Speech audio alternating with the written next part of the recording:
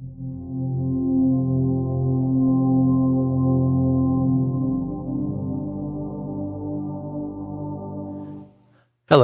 I'm Ken Johnson, and welcome to the New Hope Reads ministry. We hope you will visit daily as we read from the Chronological Bible. May our time spent together in God's Word be a blessing to us all as God reveals Himself and His nature, as He opens our minds, and as He prepares our hearts for our good and His service. Again, thank you for joining us. April 6th, the Levite and his concubine, Judges chapter 19, verses 1 through 30. Now in those days Israel had no king. There was a man from the tribe of Levi living in a remote area of the hill country of Ephraim. One day he brought home a woman from Bethlehem in Judah to be his concubine, but she became angry with him and returned to her father's home in Bethlehem. After about 4 months, her husband set out for Bethlehem to speak personally to her and persuade her to come back. He took with him a servant and a pair of donkeys, and when he arrived at her father's house, her father saw him and welcomed him. Her father urged him to stay a while, so he stayed 3 days, eating, drinking, and sleeping there. On the 4th day, the man was up early, ready to leave, but the woman's father said to his son-in-law, "Have something to eat before you go." So the two men sat down together and had something to eat and drink. Then the woman's father said, "Please stay another night and enjoy yourself." And the man got up to leave, but his father-in-law kept urging him to stay, so he finally gave in and stayed the night. On the morning of the 5th day, he was up early again, ready to leave, and again the woman's father said, "Have something to eat, then you can leave later this afternoon." So they had another day of feasting, and later as the man and his concubine and servant were preparing to leave, his father-in-law said, "Look, it's almost evening, stay the night and enjoy yourself. Tomorrow you can get up early and be on your way." But this time the man was determined to leave, so he took his 2 saddled donkeys and his concubine and headed in the direction of Jebus, that is Jerusalem. It was late in the day when they neared Jebus, and the man's servant said to him, "Let's stop at this Jebusite town and spend the night there." "No," his master said, "we can't stay in this foreign town where there are no Israelites. Instead, we'll go to Gibeah. Come on, let's try to get as far as Gibeah or Ramah, and we'll spend the night in one of those towns." So they went on, and the sun was setting as they came to Gibeah, a town in the land of Benjamin. So they stopped there to spend the night. They rested at the town square, but no one took them in for the night. That evening, an old man came home from his work in the fields, and he was from the hill country of Ephraim. But he was living in Gibeah, where his people were from the tribe of Benjamin. When he saw the travelers sitting in the town square, he asked them where they were from and where they were going. "We've been in Bethlehem in Judah," the man said. "We're on our way to a remote area in the hill country of Ephraim, which is my home. I traveled to Bethlehem, and now I'm returning home. But no one has taken us in for the night, even though we have everything we need. We have straw and feed for our donkeys and plenty of bread and wine for ourselves." "You're welcome to stay with me," the old man said. "I'll give you anything you might need. But whatever you do, don't spend the night in the square." So he took them home with him and fed the donkeys. After they washed their feet, they ate and drank together. While they were enjoying themselves, a crowd of troublemakers from the town surrounded the house, and they began beating at the door and shouting to the old man, "Bring out the man who is staying with you so we can have sex with him." The old man stepped outside to talk to them. "No, my brothers, don't do such an evil thing, for this man's a guest in my house, and such a thing would be shameful. Here, take my virgin daughter and this man's concubine. I'll bring them out to you. You can abuse them and do whatever you like, but don't do such a shameful thing to this man." But they wouldn't listen to him. So the Levite took hold of his concubine and pushed her out the door. The men of the town abused her all night, taking turns raping her until morning. Finally, at dawn, they let her go. At daybreak, the woman returned to the house where her husband was staying. She collapsed at the door of the house and lay there until it was light. When her husband opened the door to leave, there lay his concubine with her hands on the threshold. He said, "Get up, let's go." but there was no answer. So he put her body on his donkey and took her home.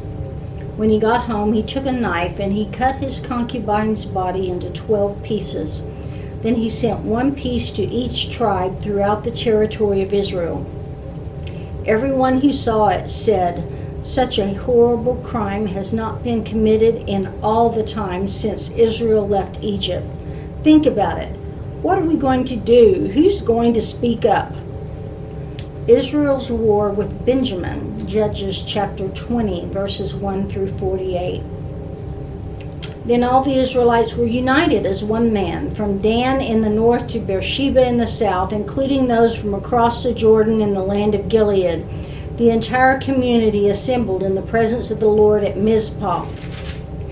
The leaders of all the people and all the tribes of Israel, 400,000 warriors armed with swords, took their positions in the assembly of the people. Word soon reached the land of Benjamin that the other tribes had gone up to Mizpah. The Israelites then asked how this terrible crime had happened. The Levite, the husband of the woman who had been murdered, said, "My concubine and I came to spend the night in Gibeah, a town that belongs to the people of Benjamin.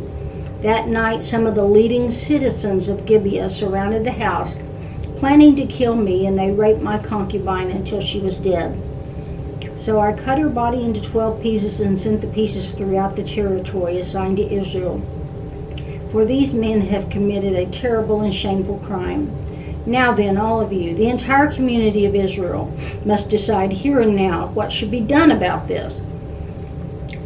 All the people rose to their feet in unison and declared, "None of us will return home. No, not even one of us. Instead, this is what we will do to Gibeah.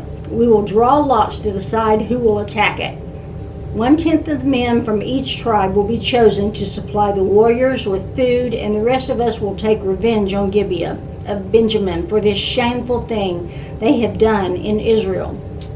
So all the Israelites were completely united, and they gathered together to attack the town. The Israelites sent messengers to the tribe of Benjamin, saying, "What a terrible thing has been done among you. Give up those evil men, those troublemakers from Gibeah, so we can execute them and purge Israel of this evil." But the people of Benjamin would not listen. Instead, they came from their towns and gathered at Gibeah to fight the Israelites. In all, 26,000 of their warriors armed with swords arrived in Gibeah to join the 700 elite troops who lived there. Among Benjamin's elite troops, 700 were left-handed, and each of them could sling a rock and hit a target within a hair's breadth without missing. Israel had 400,000 experienced soldiers armed with swords, not counting Benjamin's warriors. Before the battle, the Israelites went to Bethel and asked God, which tribe should go first to attack the people of Benjamin? The Lord answered, "Judah is to go first." So the Israelites left early the next morning and camped near Gibeah. Then they advanced toward Gibeah to attack the men of Benjamin. But Benjamin's warriors who were defending the town came out and killed 22,000 Israelites on the battlefield that day. But the Israelites encouraged each other and took their positions again at the same place they had fought the previous day. For they had gone up to Bethel and wept in the presence of the Lord until evening, and they had asked the Lord, "Should we fight against our relatives from Benjamin again?" And the Lord had said, "Go and fight against them." So the next day they went out again to fight against the men of Benjamin. But the men of Benjamin killed 18,000 Israelites, all of whom were experienced with the sword. Then the Israelites went up to Bethel and wept in the presence of the Lord and fasted until evening. They also brought burnt offerings and peace offerings to the Lord. The Israelites went up seeking direction from the Lord. In those days the Ark of the Covenant of God was in Bethel, and Phinehas, son of Eleazar and grandson of Aaron, was the priest. The Israelites asked the Lord, "Should we fight against our relatives from Benjamin again, or should we stop?" The Lord said, "Go, tomorrow I will hand them over to you." So the Israelites set an ambush all around Gibeah. They went out on the third day and took their positions at the same place as before. And when the men of Benjamin came out to attack, they were drawn away from the town. And as they had done before, they began to kill the Israelites. About 30 Israelites died in the open fields and along the roads, one leading to Bethel and the other leading back to Gibeah. Then the warriors of Benjamin shouted, "We're defeating them as we did before." But the Israelites had planned in advance to run away so that the men of Benjamin would chase them along the roads and be drawn away from the town. When the main group of Israelite warriors reached Baal Tamar, they turned and took up their positions. Meanwhile, the Israelites hiding in ambush to the west of Gibeah jumped up to fight. There were 10,000 elite Israelite troops who advanced against Gibeah. The fighting was so heavy that Benjamin didn't realize the impending disaster.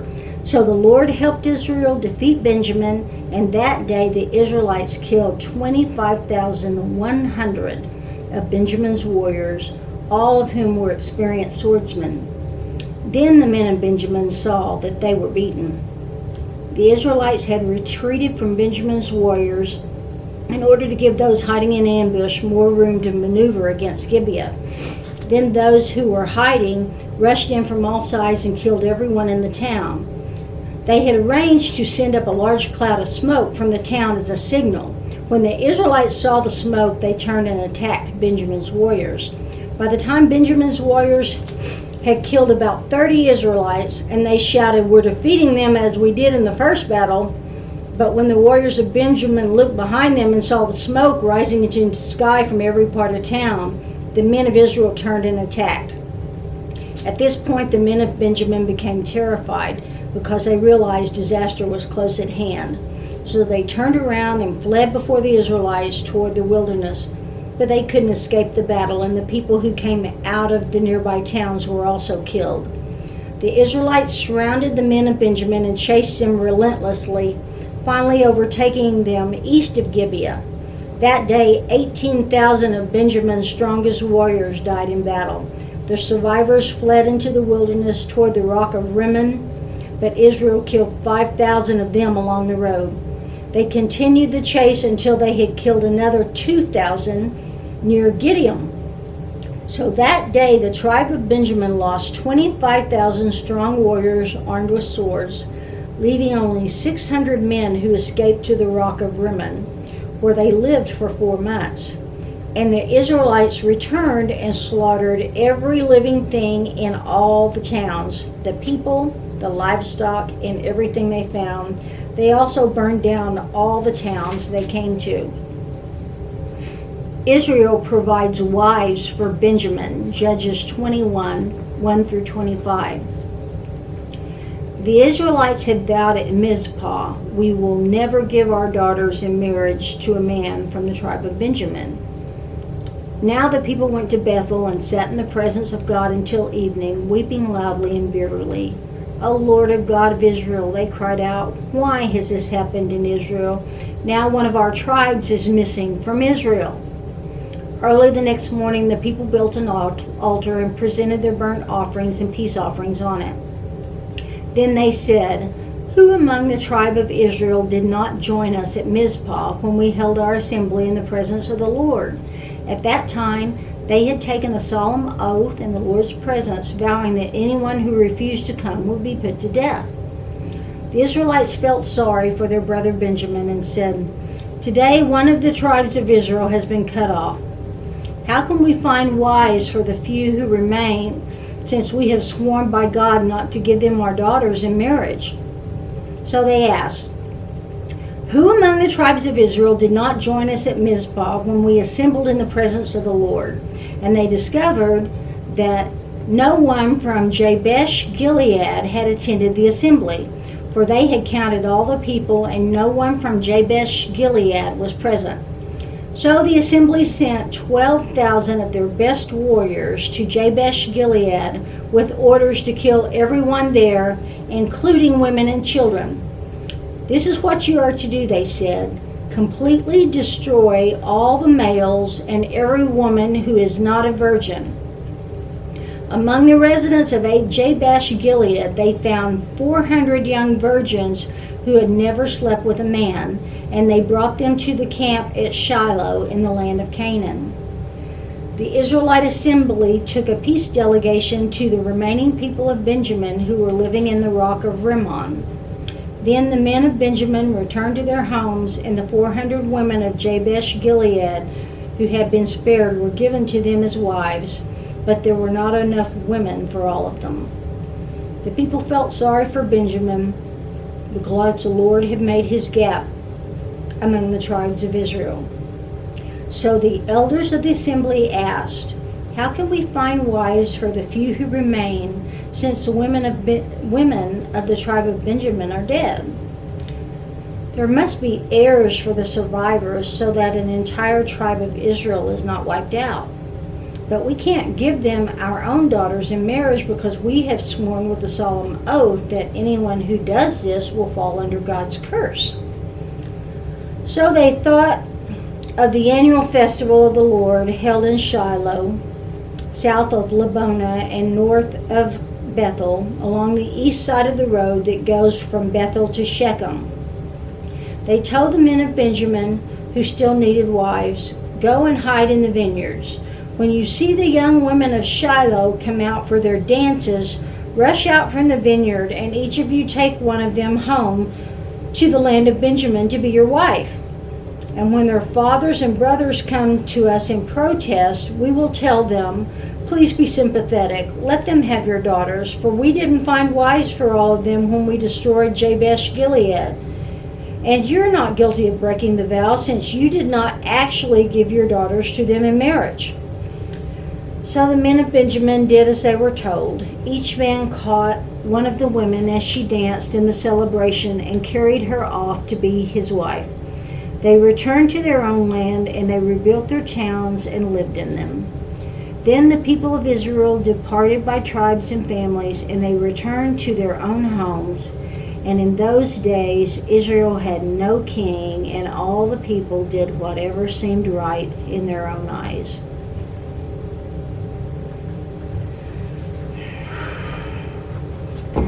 Sad story. Oh.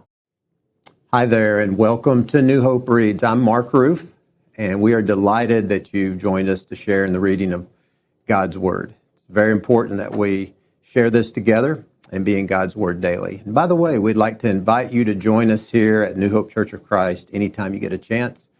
Sunday mornings, we have classes at 9:30. We have worship at 10:30, and you can join us live or online. Have a blessed day.